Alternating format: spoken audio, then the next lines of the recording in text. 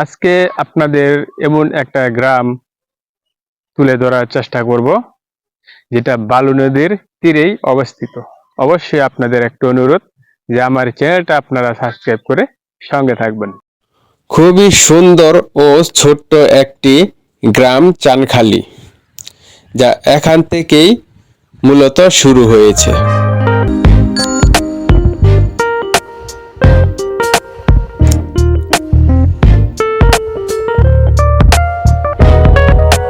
আমি ভিতরের দিকে প্রবেশ করার চেষ্টা করছি।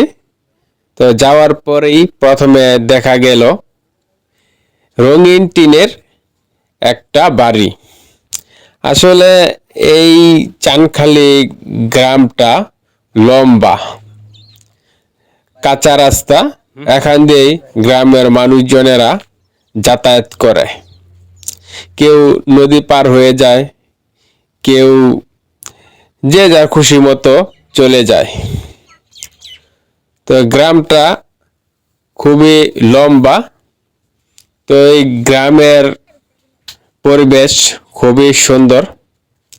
তো ছোট ছেলে মেয়েদের মতো আমরাও এক সময় এরকম কত খেলাধুলা করতাম। তো ওই যে দেখুন একটা মসজিদ দেখা যাচ্ছে। তো আমিও ওখানে গিয়ে দেখব যে মসজিদটা কেমন। তো দেখা যাচ্ছে মসজিদটা একটা বালুর উপরে নির্মাণ করা। তো বোঝাই যাচ্ছে যে এখানে বালু দিয়ে ভরাট করা হয়েছে। পুরো মসজিদটা সম্পূর্ণ বালুর রূপে নির্মাণ করছে। তো এক সময় এই যে যে বনটা আপনারা দেখতেছেন, এখানে এরকম বালু ছিল না। এখানে বর্ষার সময় অনেক পানি আসতো, পানি থাকতো, নৌকা কোষা দিয়ে মাছ টাছ ধরতো। তো বালুর মাঝেও এরকম মাঝে মধ্যে জমে থাকা পানি দেখা যায়। তো এই গ্রামের বাড়িঘর বেশিরভাগই টিনের তৈরি। খুবই সুন্দর এবং পরিবেশটা আমার কাছে খুবই ভালো লেগেছে। তো দেখুন এখানে কাপড় দিছে রোদে শুকাতে। আর ছোট ছোট ছেলেরা যেন আমাকে দেখে আরো বেশি কৌতূহলী হয়ে উঠেছে। তো আমিও ছুটে চললাম সামনের দিকে। অনেকটা পথ পাড়ি দিতে হবে আজকে, যেহেতু এই গ্রামটা লম্বা। তো যেতে যেতে আমার চোখে অনেক কিছুই পড়েছে, যে কিছু গোয়ালঘর এবং গাছপালা, তার ভিতর দিয়ে সরু রাস্তা। খুবই উপভোগ্যময় হয়ে উঠছে প্রতিটা মুহূর্ত। তো এই বালু নদী কাছে থাকার কারণে এই গ্রামের মানুষেরা যেই রাজাহাঁস আছে সেগুলো পালে, এতে কোনো তাদের অসুবিধায় পড়তে হয় না। তো কলা গাছের ভিতর দিয়ে যে চিপা রাস্তাটা, এই রাস্তাটা গিয়েই দেখি একটা টিনের ঘর। মানুষ থাকে কিনা আমি জানি না, তবে এখানে মিটার দেখা যাচ্ছে, ওই যে দেখুন। তো প্রতিটা বাড়ি অনেকটা দূরে দূরে অবস্থিত। দেখুন মনে হয় একটা টং দোকান, আর ওটা হচ্ছে এই নদীর সীমানা।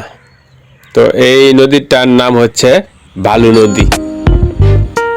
এই চানখালি গ্রামে আর আগে আসাই উচিত ছিল।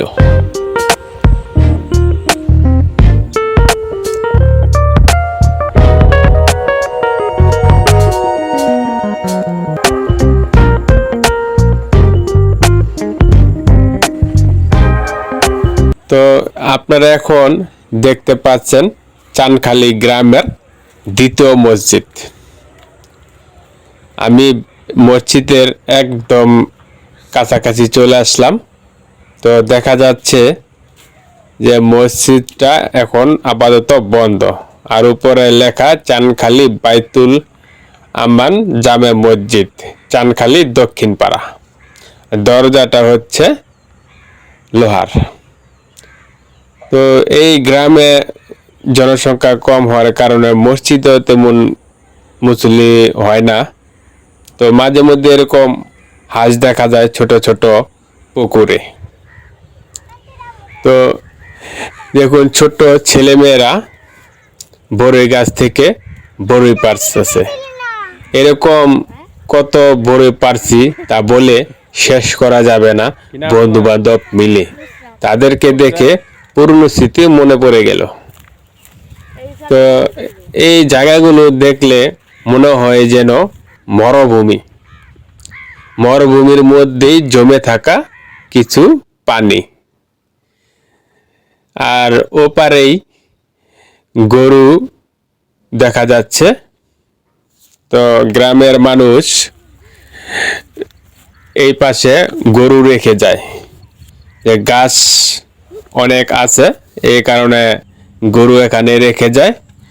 তো যখন বিকাল হয় তখন গ্রামের মানুষগুলো এখান থেকে বাড়িতে নিয়ে যায়। তো বাড়ি ঘরগুলো দেখুন। আর এটা হচ্ছে রাস্তা।